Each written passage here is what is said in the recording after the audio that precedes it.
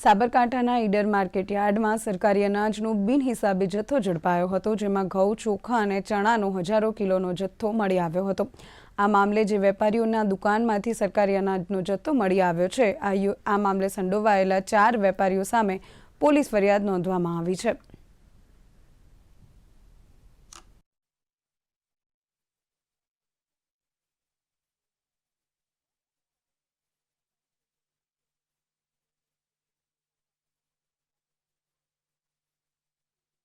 જિલ્લા પુરવઠા વિભાગની ટીમ તેમજ રાજ્ય સરકારની ટીમ દ્વારા સંયુક્ત તપાસણી આકસ્મિક તપાસણી કરવામાં આવેલ હતી।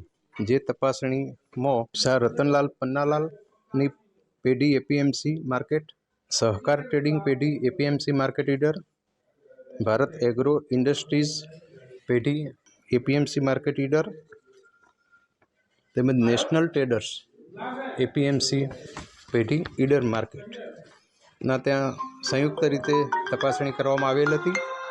ના પ્રોપરાઇટર શ્રી મેમણ મોહમ્મદ એજાજ સફીભાઈ, શાહ રતનલાલ પન્નાલાલ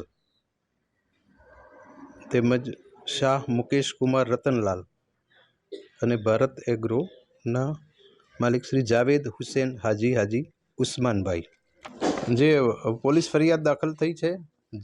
જિલ્લાની ટીમ અને સંયુક્ત રીતે આ તપાસ કરી છે। એના પેપર સાથે પોલીસ સ્ટેશનમાં ફરિયાદ રજૂ કરવામાં આવેલી છે। હવે પોલીસ આગળમાં વધુ તપાસ કરશે।